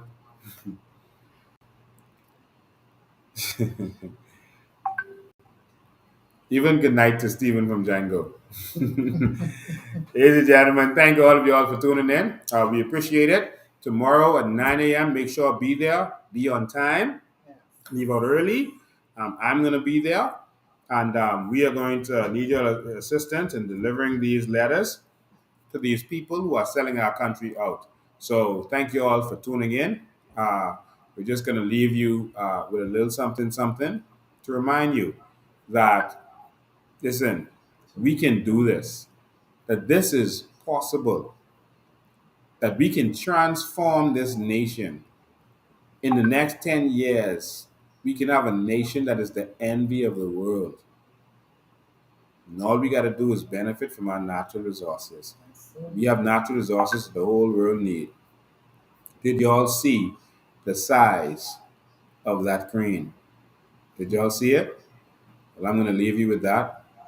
And I'm going to leave you with the message to let you see that we can bring the change. Thank you for being here with me, Tanya. It was a pleasure. We got to go and take Grand Bahama back. Yes, sir. Ladies and gentlemen, I want you to remember that change ain't coming, change is here. This is the Prophet in Grand Bahama. Close to the road, and I see the mirror ramble through the bush. To come take a look at it. You must see fixing something on it. Look at the size of this crane. Bahamas, just look. Now that come to dig out around here. My God, look at the size of that bucket. That bigger than the biggest dump truck you have ever seen, the bucket of that. Lord, Mr. Prime Minister, you don't think Bahamian people deserve nothing what the screen is doing to us? This will be here for the next generation digging. My Lord, look at the size of this crane. Wow. This the size, this bigger than a building. This bigger than a building. They got to have kitchen and bath. They got kitchen and sleeping quarters got to be on the crane. All of that is engine. My Lord, that's a humongous size. Come to finish, eat our lands, and we gets nothing. This is what Warren Miller was talking about, all the billions of dollars. What the company making in Grand Bahama, that's the crane right there which is responsible for it. This could eat a whole island, a whole key. My Lord, Bahamian people, look at the size of this crane. Whew. Reporting live from Grand Bahama. Look at the size of this crane. My Lord. Ah boy, and we gets nothing. I don't know how you did this in 50 years. You look at history. Who does this? Show me anybody else that has done this in 50 years. I'm waiting. Show them to me. This wasn't done by money. Money doesn't produce visions. Visions produce money. You've had leadership over here that were visionaries, great visionaries, and their vision was more about the people than the money, because you can't accomplish this in 50 years without loving your people first, because the people are the ones that's benefiting from this. Look at your health care. Look at your road system. Look at your highway system. Look at your airports. Who does this in 50 years? But who benefits? You're going to care about those people. It's something to be learned about what's been done over here that could be duplicated in the world, because there's people with this much money. You just don't have people with this much love for their people.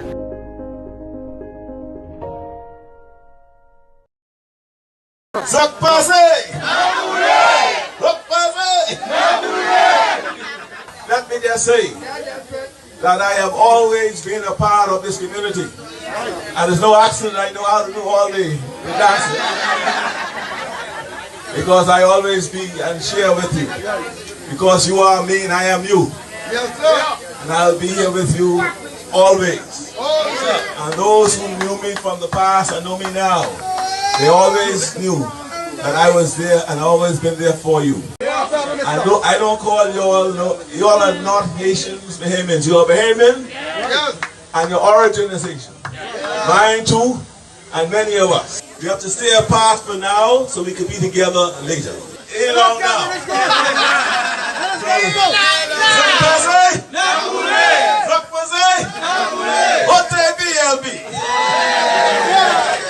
Are you all ready and willing to go?